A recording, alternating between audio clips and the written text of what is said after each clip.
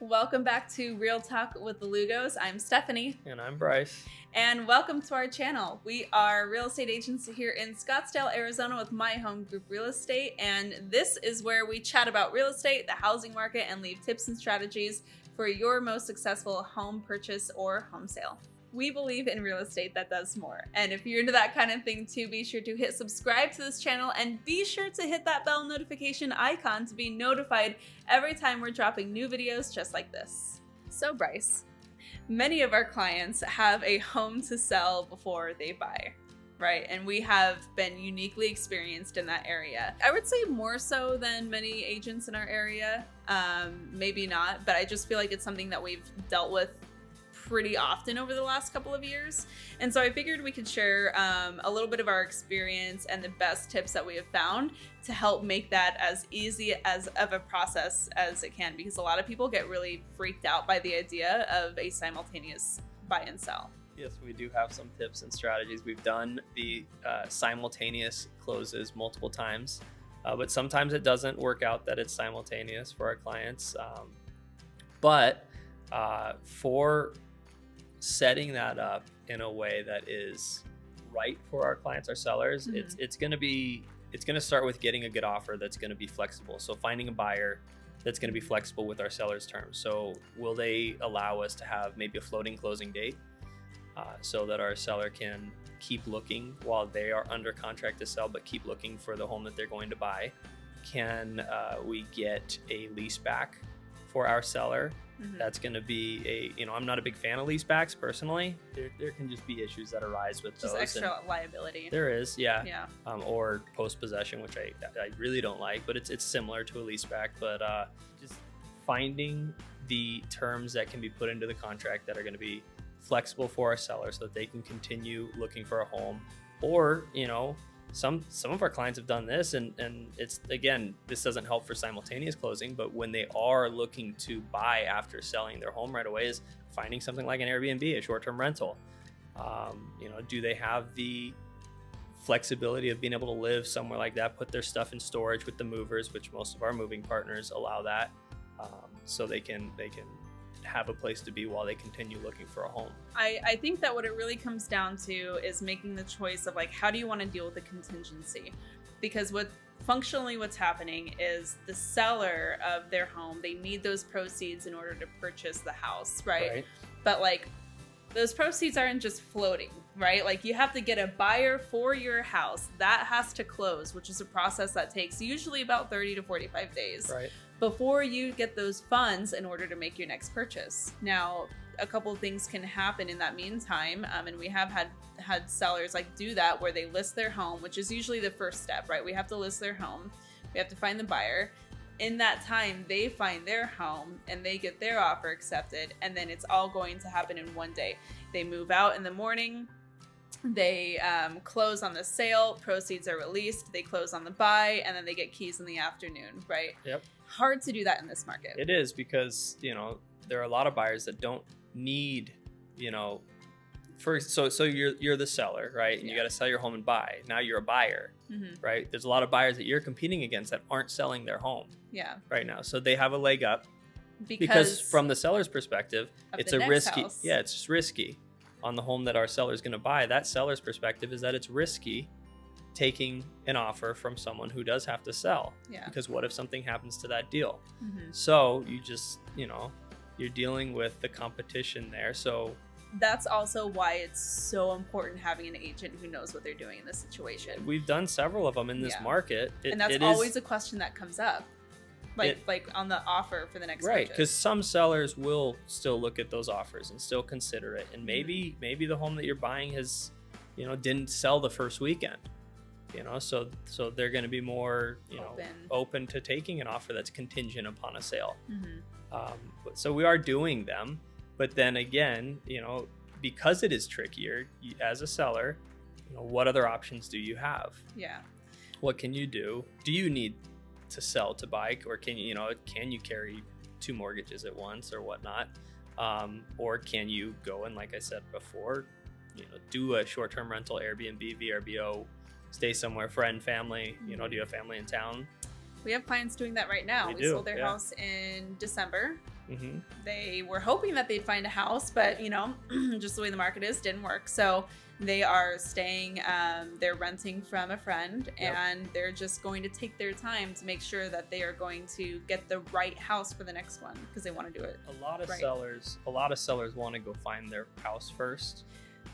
It's tough, because you want to go find the house, you want to go buy the house, put an offer in, but that seller, he's gonna look at you like you're crazy. You haven't even listed your home. But I do know that in this market, like, your home should sell quickly, right? If you price it appropriately and whatnot. But to me, that's not the best way to go about it, because you're just looking at homes, throwing offers out there until someone's willing to take it, while you haven't even you haven't even listed your home. It's just not the right way to go about it, because there's a lot of moving parts. So regardless, like, we're listing that house, right?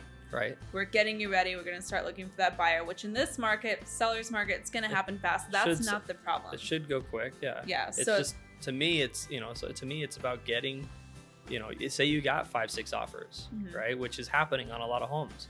How flexible, are these buyers that are submitting offers going to be with the fact that you need to move still and find a home? Right. You do need time, because the contingent offer that you're going to be submitting needs to be accepted, and everything needs to go well on that transaction. So we're, when you are at that point, we're looking for the buyer that is the most flexible for you. Not even every time will it be like the highest dollar, unless it's like way high, and they're, maybe it's a super high cash buyer or something like that. And then maybe you have the funds, then you're just going to go rent somewhere for a month. Right. But, sometimes we're looking at other things, other factors. Yeah. It always, especially when offers are very similar in number, it's the terms that's going to break it down. So then, I mean, it comes to finding the house, right? And I think in this instance, we do a really good job of working with our sellers to make sure that they know what they're looking for. Like, once that sign goes in the ground, that's not the time to start looking at different neighborhoods. That research needs to be done so that once you are ready and we give you the go-ahead to start looking for houses, because like we're in the process of securing a buyer for your home, that's when you need to have clarity on what it is you're going to buy. Your financing is in place, you're already pre-approved, and you're ready to go at that point. When homes hit the market, we're seeing those homes in those neighborhoods that you've identified already. Yeah, being creative and ready to write offers. Yeah, for sure. So that's number 2, finding the house. And a lot of times, might not happen the first time. You might write a couple of offers, especially being a contingent buyer, right? Because that does, like we said, weaken that stance just a little bit, but we're going to do what we can to make it happen. Yeah, and when you are writing the offer, in any market, I think when you're a contingent buyer selling your home, you're really putting your best foot forward. Because your offer is a little bit weaker, because you carry the contingency of your sale, you need to come in and come in strong, because you want that seller to look at your offer seriously and hopefully accept it. We had a situation like this. It was like in the fall of last year, where our sellers were under contract with their home selling, and you actually found them an incredible house that had just hit coming soon status. So it was pre-marketing. It hadn't really hit the MLS yet, where it was like being pushed out to Zillow and Realtor.com. It was in coming soon status, which really only gets shown to like other agents who are part of that MLS. And because you got in so quickly with that house, and you guys wrote a beautiful letter, really strong offer, like, it was a beautiful situation. Yeah, it worked out for them, Yeah. You just got to be keeping an eye on it. Yeah. On those coming soon homes, because those are the ones that you can try to get in quickly. Yeah. Okay, so we're, number 1, kind of just quickly to recap, we're looking at our contingencies, trying to figure out how we're going to deal with that. How are we going to make sure that we have the time and space to accomplish all this, listing the house. Then we're looking for the house, right? We're securing our offer for the next home. At that point, it's just the process to closing. And there's a couple of different things depending on where we are in that process, right? So if we have these 2 escrows going on simultaneously, what's happening behind the scenes at that point?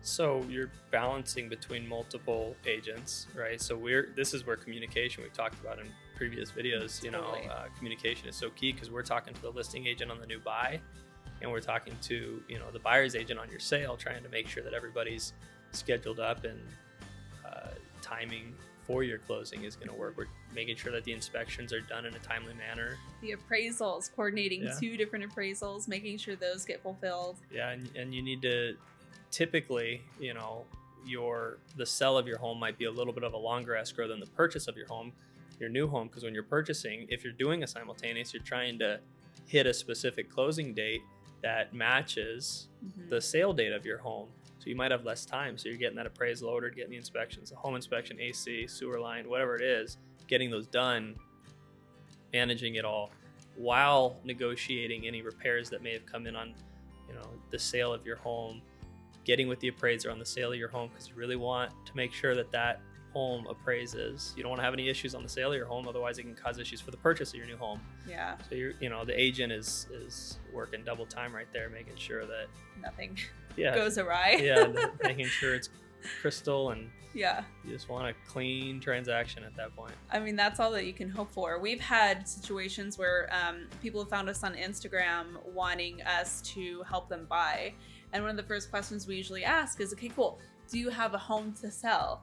And we've had these situations where they say, oh yeah, you know, I do have a home to sell, but I promised a family member that they'd be able to sell my home. I just want you guys to help me buy the house because I know you're great buyer's agents.